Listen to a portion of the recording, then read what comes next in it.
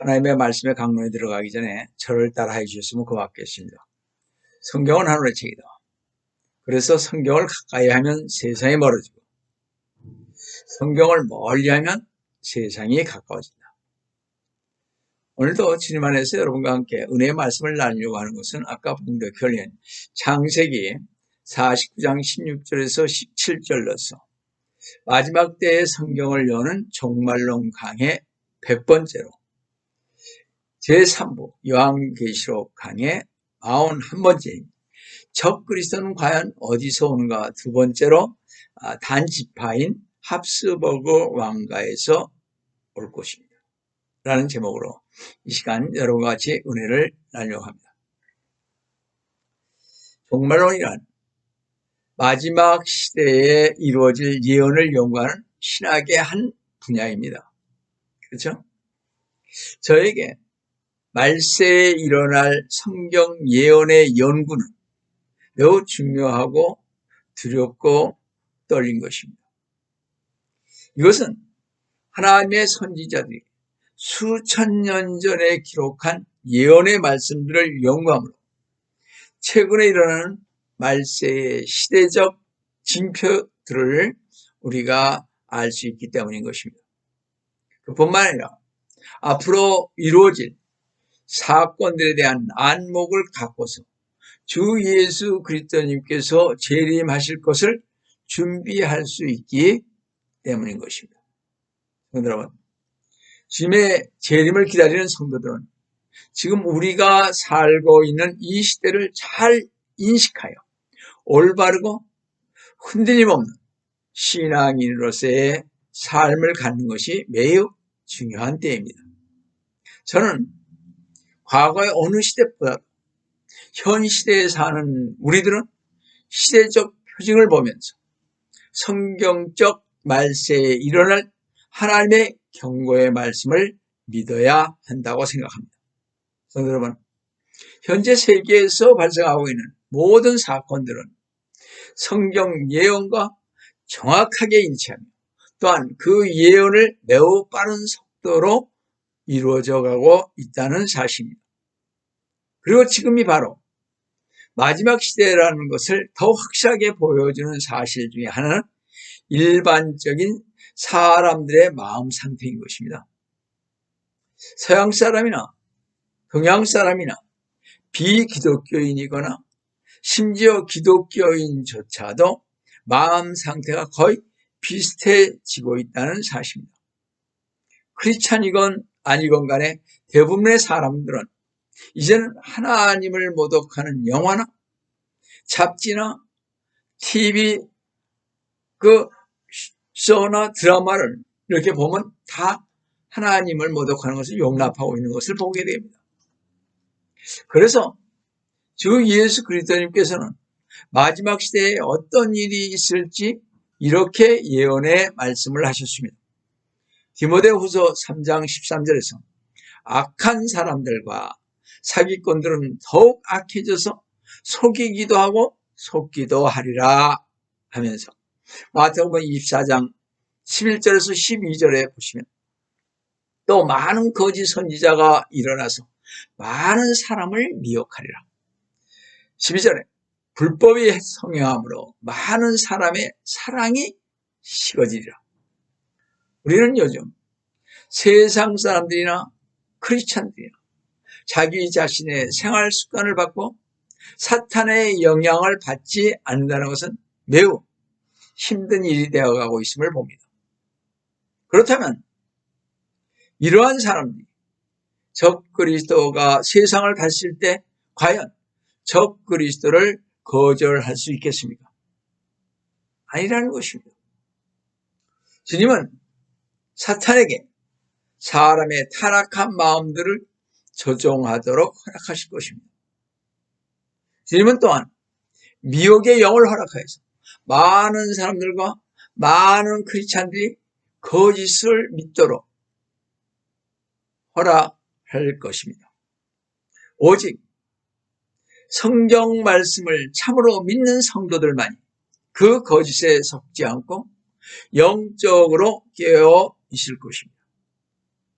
저는 이 설교를 듣는 사람들 중에서 주 예수 그리스도님을 자신의 구세주로 받아들인 사실이 없다면 속히 이 사실을 깨닫기 바랍니다.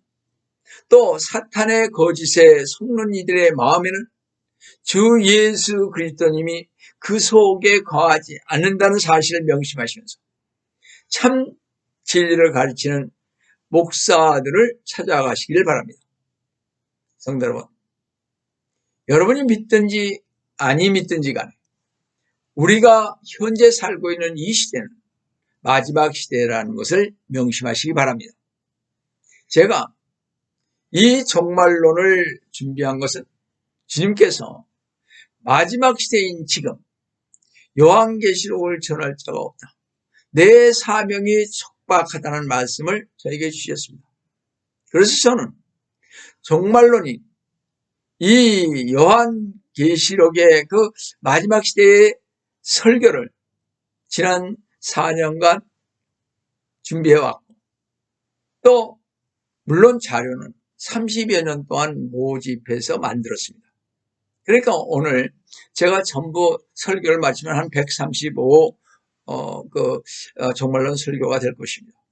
여튼 현재 세계가 인류 역사상 가장 사악하고 교묘한 계획 속에 속고 있다는 사실을 증거하기 위하여 저는 지금 종말론을 준비하며 여러분에게 경각심을 주고 주님께서 속히 올라가신 주님을 소망하면서 신앙생활 하시기를 바라는 마음에서 설교를 하는 것입니다.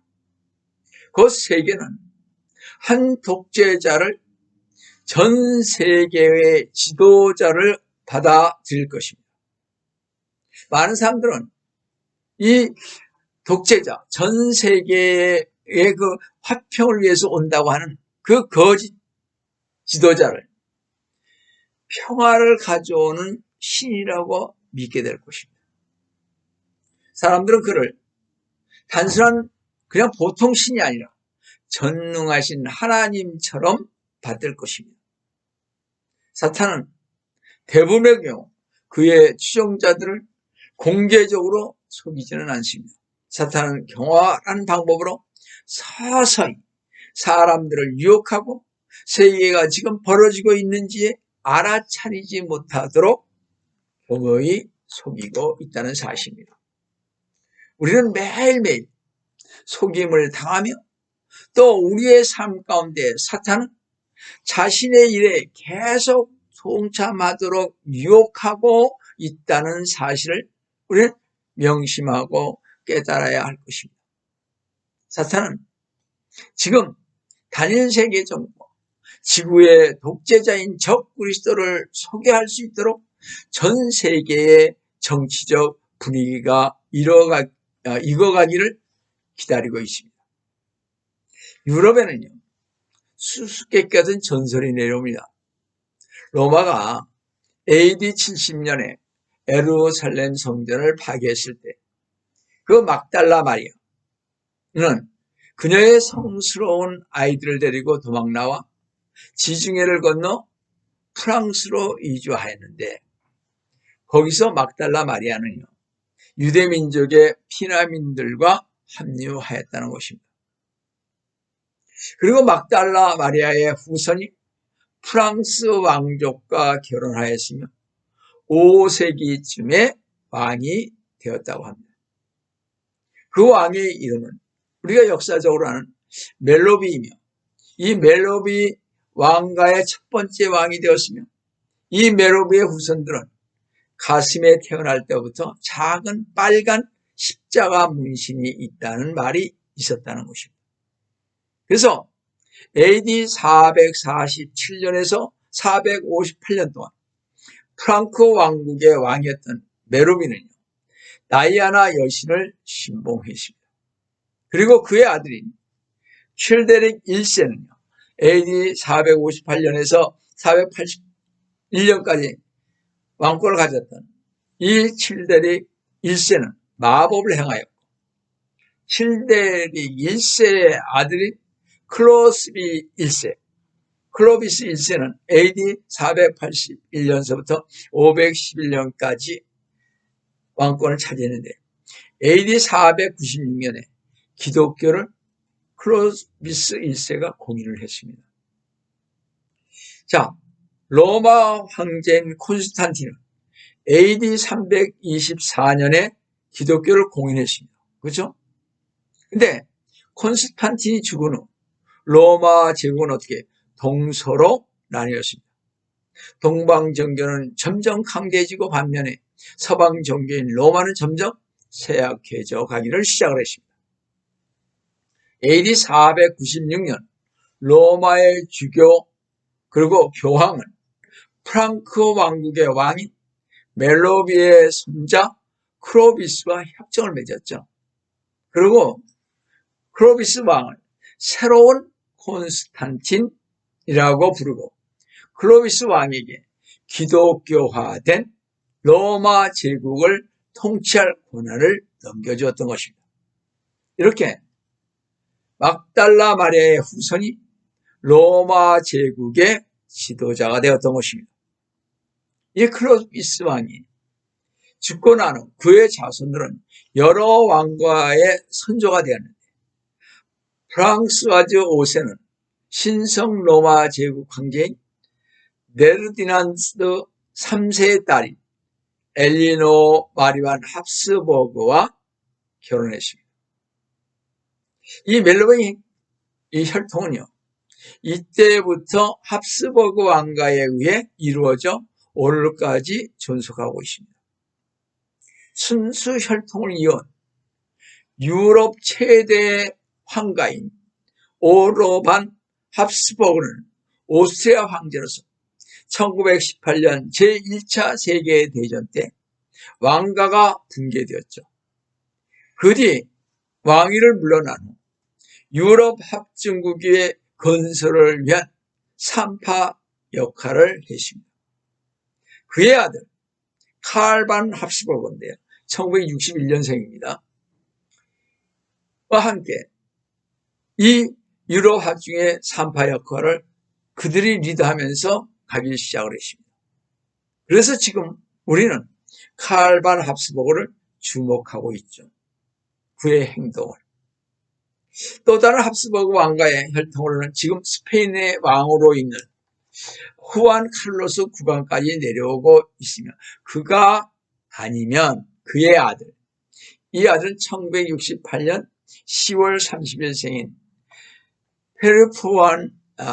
프루한 왕자입니다. 근데 그가 장차 유럽 합중국의 통치자가 될 것인가 하고 또한 주목을 하고 있습니다. 유럽연합은 유럽 통화화폐인 유로를 만들었는데요. 거기에는 신성 로마 제국의 스페인 합스버그 황제인 찰스 5세의 흉상이 새겨져 있습니다. 또 프랑스 남부 랭지르 샤토에는요, 막달라 마리아 교회가 있는데 이곳은 막달라 마리아가 살았던 집이며 이 성은 후에 멜로빙 왕가의 생가로 알려져 있습니다. 그 성 안에는 신변 의식이 행해지는데요. 그곳에는 성전 기사단과 피가 묻은 검이 있는데 그 검은 바로 주 예수 그리스도 때문에 옆구리를 찔렀다는 란지너스 검이라는 것입니다. 이 검은 그 당시 옆구리를 찌른 로마 군인인 가비우스 가시우스가 이 가졌던 검이었다고 전해지고 있습니다. 근데 이 이상한 의식을 행하는 동안 검을 가져온 하인이요. 검을 이렇게 의식을 행하는데 검을 가져오지 않겠습니까? 그때 하인이 방에 네 벽면을 치면서 검을 가지고 방을 돌 때 그 안에 있는 모든 사람은 마치 비탄에 잠긴 것처럼 슬피 울며 그 하인이 방을 다 하고 나서 나가면 다시 조용해지는 그런 의식입니다. 이 검은요, 지금 어디 있느냐? 오늘날 합스버그의 소유이며 오스트리아에 있는 합스버그 가문의 박물관에 있습니다. 아돌프 히틀러는요, 제1차 세계대전이 일어나기 4년 전에 그 검에 대한 전설을 알았다고 전해집니다. 히틀러는요, 1938년 그 검을 훔쳐서 뉘렌베르크 지하에 숨겨놓았습니다.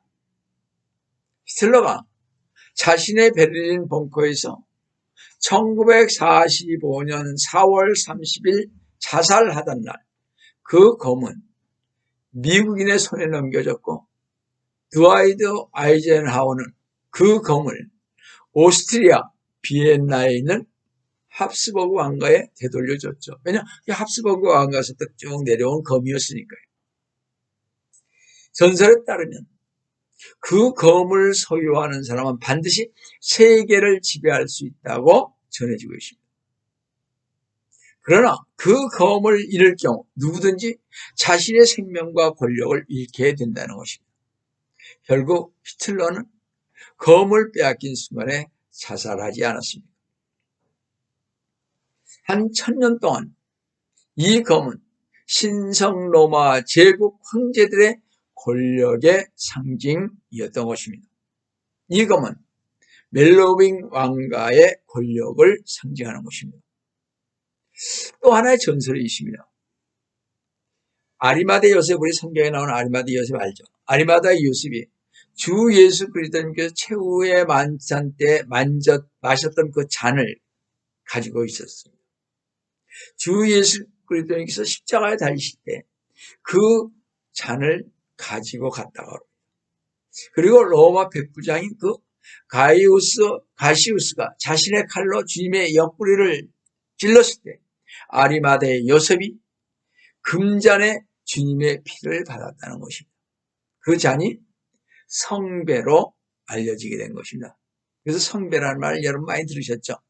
성배란 단어는 컵 혹은 얇은 접시에서 나왔는데, 이 그랄은 서서히라는 단어에서 유래됐고, 초기 언어에서는 쌍라이었는데, 이 쌍은 블라드라는 피를 뜻하는 것이고, 라는 로얄, 왕실을 뜻하는 것입니다. 이것은 유럽 황실의 혈통에 대한 열쇠가 되고, 이 성배를 가지고 있는 자들이 바로 성배의 가문이라는 것입니다. 십자가 사건 이후 아리마대 요셉은 성배를 영국으로 가져갔습니다. 그의 후손이 성배의 수호자가 되었고, 고드프루아 드 브이용은 1099년 비밀단체인 시온 수도회를 세웠고, 그는 예루살렘의 왕이라고 칭호를 받았으며 또 성스러운 성배의 수호자라고 불렸습니다. 이런 것들이 영화에 이렇게 나오죠. 그죠? 여하튼, 그리고 그가 죽자 그의 동생 보드윈 1세가 1118년에요. 이어받아 템플 기사단의 최초의 수장이 되었던 것입니다.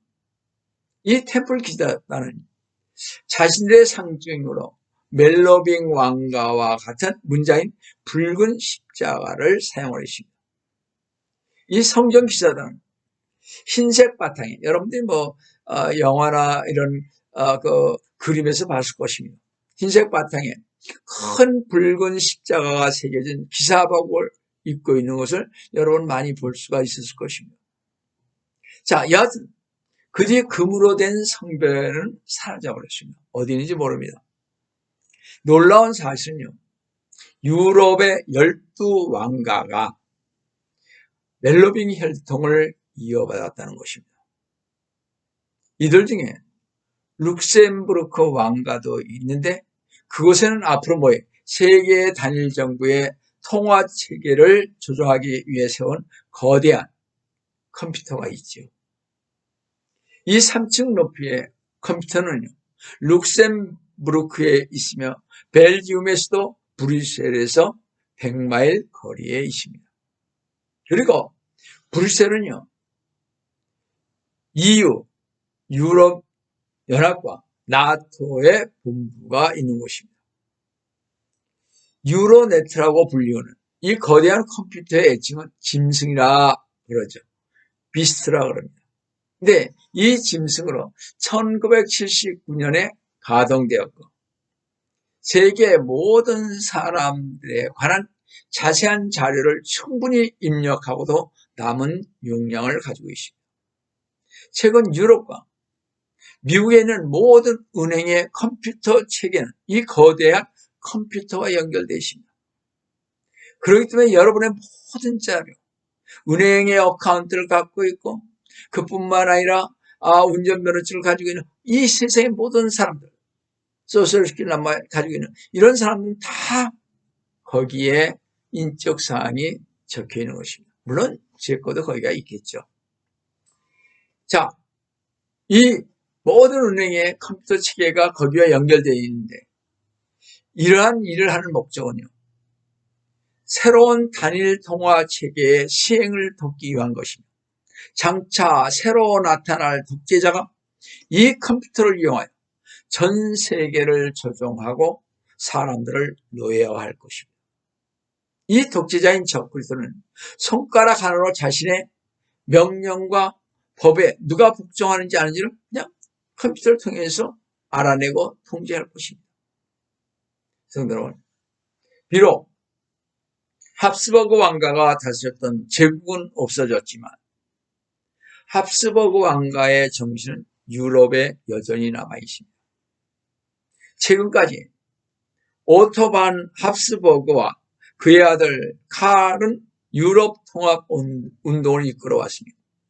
단일 세계 정부를 설립하려고 하는 것이 그들의 목적이며 세계의 중요한 안건을 처리하는 빌더버그 클럽을 창설하려 했습니다.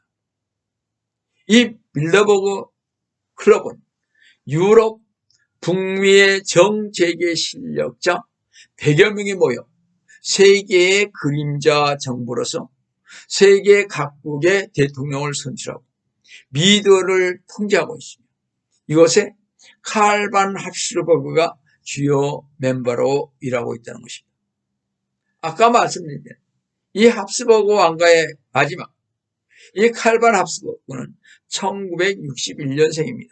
그러므로 지금 아이가 61살이죠. 유럽의 멜로빙 왕조는 여전히 유럽에서는 성스러운 혈통이라고 생각하고 있는 것입니다. 이 멜로빙 왕조의 선조는 지중해를 건너왔다고 믿는데 예루살렘 멸망과 멜로빙 왕조의 시작 사이는 약 400년간의 공간이 있습니다. 그러면 실제로 멜로빙 왕조는 어디서 시작되었는가? 이것에 대한 단서는 고대 노르웨이 신화에서 찾을 수가 있습니다. 이 멜로빙은 프랑코 왕국의 왕이었다 그랬었지 않습니까? 또 자신은 오딘의 자신이라고 또 자손이라고 주장을 하고 있습니다. 이 오딘은 북부 유럽의 게르만 민족들에 의해 신들 중 하나로 숭배되었습니다. 여러분이 알아서 수요일, 웬스데이라고 그러죠. 바로 이 오딘의 날 혹은 보단의 날이라는 데서 유래한 것이 보댄스 데이, 즉 웬스데이라는 말이 거기서 나왔습니다. 여기서 오딘이라는 이름의 철자를 주의 깊게 살펴보면 혹 이 이름은 유대의 그 사라진 단 지파의 단이라는 철자에서 변형된 것이 아닌가 생각해 봅니다. 또 호모갓은 고대 그리스 서사시 일리어드에 따르면 여러분이 일리어드 아시죠? 섹스피어가 쓴 그런 것들 말이죠. 아니야, 호모갓은 거기에 따르면요. 트로이 창건자의 이름이 다다누스입니다. 이 이름에는 단 지파의 이름이 들어있습니다. 다다누스는 그리스 신화에 제우스 신의 아들이라고 전해지고 있습니다. 다다누스에게는 에릭 도니우스라는 아들이 있었고 에릭 도니우스는 트로스라는 아들이 있습니다. 여러분 영화에 트로인이라는 말을 들어보셨죠? 그렇죠? 그 고대 트로이인들과 그들의 수도 이름 트로이는 바로 트로스라는 이름에서 유래된 것입니다. 이 트로스에게는 일러스, 가니메데, 아사라커스라는 이름의 세 아들이 있습니다. 트로이의 최고의 왕인 프라이무는 일러스의 후손이요, 로마 제국의 장건자인 아네이아스는 아사라커스 왕족의 왕자였습니다. 이 가니메데, 중에 이제 두 번째 아들인 가니메데는요, 트로이의 창건자인 다다누스의 손자입니다. 이 제우스가 가니메데를 납치하여 신들을 위해 술을 따르게 했는데 호모의 그 일리어드 그 다섯 번째 권에서요, 이것이 소위 말하는 성배에 대한 신화의 근원이 되었습니다. 또 제우스가 독수리로 변해서 트로이 왕자 가니메데를 데려가는 것을 묘사하는 것이라든가, 고대 트로이인들이 선조와 부족의 상징으로 독수리를 사용했던 것은 단지파와 연관성이 있다는 것입니다. 제우스는 때때로 독수리로 묘사되었으나 또 다른 시대에는 꿀을 제공해주는 뱀을 볼 수가 있습니다. 뱀은 여러분이 잘 알다시피 단지파죠.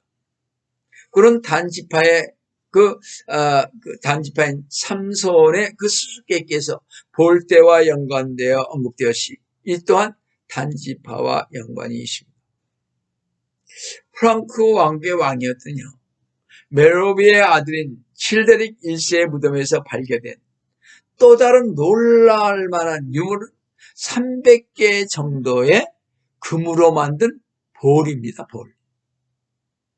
그런데 이것들은요, 멜로빙 왕가의 후손으로 간직되는 네덜란드와 오스트리아 황제였던 레오폴드 빌헬름 반 합스버그에게 넘겨졌습니다. 그런데 참으로 이상한 것은 이 볼의 표시는요, 몰몬교 사원에서도 사용되고 있다는 것입니다. 이 볼은 몰몬교 본부가 있는 미국의 유타주의 상징이기도 합니다.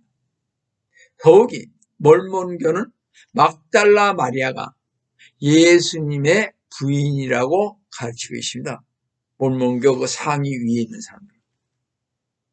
이 몰몬교회는요, 멜로빙 가문의 혈통을 그대로 가르치고 있다는 것이 참으로 이상하지 않습니까? 그러므로 멜로빙 왕가의 왕들은 그 뿌리가 트로이일 것입니다. 그런데 이 멜로비와 그의 왕가 후예들은요, 자신들의 마력의 상징으로 단지파 출신인 삼손처럼 오래 긴 머리를 하고 있습니다.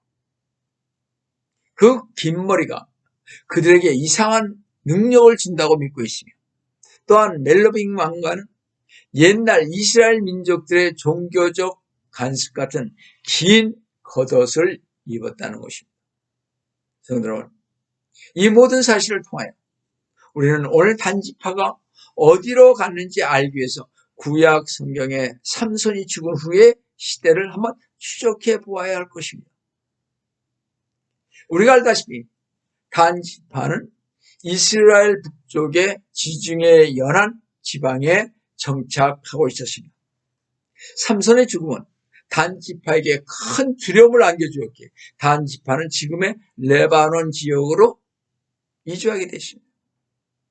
재판관기 18장 29절 30절을 보시면 그들이 단지파가 그 성읍의 이름을 이스라엘에게서 태어난 그의 조상 단의 이름을 따라 단이라 부르니라. 그러나 그 성읍의 이름이 처음에는 라이스였다. 30절에 단 자손이 새긴 형상을 새기고 므낫세의 아들 게르솜의 아들 요나단과 그의 아들들이 그 땅에 사로잡히는 날까지 단 지파에게 제사장들이 되었더라고 했습니다. 잘 보세요. 단 지파는 BC 721년 아시리아가 북이스라엘을 공격하여 10지파를 포로로 잡아갈 때까지 거의 600년을 레바논 지역에서 살았습니다. 거의 600년 동안 단 지파는 완전히 폐교하여 시돈의 바알 숭배자들과 연합하여 미카 종교를 행했던 것을 우리는 재판관기 18장 14절 31절에서 볼 수가 있습니다. 자, 그럼 단지파는 아시리아의 포로로 잡혀간 이후 어디로 갔을까 하는 것입니다. 그런데 놀라운 것은 마카비서라는 책이 있습니다. 이스라엘. 이 마카비서 제1권 12장 20절에 21절에 보면 스파르타 왕, 여러분 스파르타 많이 들었죠, 그죠? 로마야 그 전쟁 거기에서, 그죠? 이 스파르타 왕 아레우스가 대제사장 온니아스에게 분한 인사를 드립니다. 스파르타인과 유대인들은 한 형제이며 아브라함의 후손이라는 문서가 발견되었습니다. 라고 썼습니다. 그 대답으로 마카비서 12장 6절에서 11절에 보면요. 국가 원로이며 남은 유대 민족의 대제사장인 요나단이 우리의 형제인 스파르타인들에게 분한 인사를 드립니다. 라고 썼습니다. 따라서 스파르타인들과 트로이인들은 어떻게 유대 민족인 것을 우리는 알 수가 있습니다. 마카비서 제1권에 따르면 이들이 단지파 후예일 가능성이 많은 것은 어떤 이유냐면 오스트리아의 그 다뉴브강 이름은 고대 어떤 부족 이름에서 유래되었다는 것입니다. 그리고 덴마크 또한 어떤 고대 부족에서 유래되었는지를 우리는 알 수 있는데 어찌됐든 간에 이 단이라는 다뉴브강, 덴마크 그런 이름들이 유럽에 많이 있습니다. 자, 어찌되었든 멜로빈 왕가의 왕자가 덴마크 왕위에 앉아 있었다는 것입니다. 따라서 단지파는 유럽으로 가서 우리가 추적한 대로 유럽의 멜로빈 왕가를 세웠고 그 합스버그 왕가가 되었다는 것입니다. 자, 그럼 왜 우리는 단지파에 그토록 관심이 많은가 하는 것입니다. 이 단지파가 성경 예언 성취에 어떤 역할을 담당하고 있기에 우리가 이토록 이 단지파에 대해서 관심을 갖느냐 하는 것입니다. 잘 보세요. 야곱이 죽을 때 그의 아들들을 모아놓고 그의 침대에 둘러앉은 12아들들에게 각각의 미래에 대한 예언을 했습니다. 야곱은 유다에 관하여 창세기 49장 9절 10절에서 유다는 사자의 새끼로다. 10절에 홀이 유다에게서 떠나지 않을 것이며 실로가 오실 때까지 입법자가 그의 발 사이에서 떠나지 아니하리니 그에게 백성의 모임이 있을지어다. 이 예언대로 어떻게 했어요? 메시아이신 주 예수 그리스도님께서 유다 지파를 통해 오셨죠. 그러나 단 지파에게 야곱은 창세기 49장 16절에서 17절에서 이렇게 말했습니다. 단은 이스라엘 지파의 하나로서 자기 백성을 심판하리라. 17절에 단은 길가의 뱀이 되고 작은 길에 독사가 되어 말에 뒷굽을 물어서 말 탄 자를 뒤로 떨어지게 하리라. 여기서 우리는 뱀의 후손인 단을 찾을 수가 있고 하나님이 아담과 하와에게 뱀이 여자의 후손 즉 메시아의 발꿈치를 부술 것이라고 창세기 3장 11절에 예언한 말씀대로 될 것이라는 것입니다. 죽음을 눈앞에 두고 야곱은 단을 뭐라 해요? 독사라 했습니다. 유다에게 주어진 상징은 사자죠. 그죠? 근데 단에게 주어진 상징은 독사의 독을 가진 정갈이라는 것입니다. 야곱이 죽을 때 이 유언의 말은 단 지파의 후손 중에서 전 세계 왕자의 아들 666 숫자를 가진 적 그리스도가 나올 것이라는 예언이 가능성이 높은 것을 여기서 볼 수 있습니다. 물론 장차 세계 독재자가 이스라엘 단지파에서 나올 것이라는 성경의 기록은 없습니다. 그러나 성도 여러분, 야곱이요, 단에게 독사라고 한 것과 단이 이스라엘을 심판하리라고 한 말은 매우 주목할 만한 사실입니다. 모세가 성막을 세울 때요, 잘 보세요. 성막을 위해 두 사람을 선택을 했습니다. 그렇죠? 근데 그들은 유다 지파의 부살리엘이고 참 이상합니다. 그 다음에 단 지파의 아홀리압이었습니다. 성막을 세울 때 하나님께서는 이 두 사람을 선택하는 것은 장차 성서의 소유권을 놓고 뒤에 서로 싸울 두 지파에 관한 예언을 말해주고 있습니다. 그래서인지 요한계시록 7장에서 14만 4천 명의 그 유대인들을 언급할 때 다른 부족들은 다 언급되어 있으나 단 지파는 없다는 사실입니다. 참 이상하죠. 이것은 단 지파에서 적 그리스도가 나올 것이라고 고대 전승의 영향에 나온 것이라는 것입니다. 단 지파의 뱀이 상징되었을 때 단 지파의 우두머리인 IS는요, 그것을 거절하고 뭘 세우는지 아세요? 독수리를 상징으로 채택을 했습니다. 그래서 단 지파의 상징색은요, 흰색의 빨강이며 그 위에 뱀의 가장 큰 적인 독수리를 그렸는데, 이것은 야곱이 단을 뱀에 비유했기 때문에 뱀 대신 독수리를 사용했던 것입니다. 우리가 여기서부터 성도 여러분, 성전 기사단이 가슴에 붉은 십자가가 새겨진 흰색의 기사복을 입은 것은 결코 우연이 아닌 것입니다. 또 아까 마카비서 12장에서 보았듯이 스파르타인들이 자신들은 이스라엘의 형제이며 아브라함의 자손이라고 하면서 독수리의 상징을 사용하고 흰색의 기사복에 붉은 십자가를 새겨놓은 것은 결코 우연이 아니라고 볼 수가 있습니다. 고대 스파르타와 그리스의 상징도 독수리고요, 로마의 상징도 독일과 이탈리아의 상징도 독수리며 500년 동안이나 신성 로마 제국의 황제들을 배출했던 합스버그 왕가도 독수리의 그 상징을 문장으로 사용하고 있으며, 이 합스버그란 이름은 매의 성이라고 하는 뜻입니다. 이 모든 것을 모아 유럽의 모든 왕조들의 뿌리가 고대 이스라엘의 한 부족인 단 지파와 연결되어 있다는 사실을 확고히 말해주고 있습니다.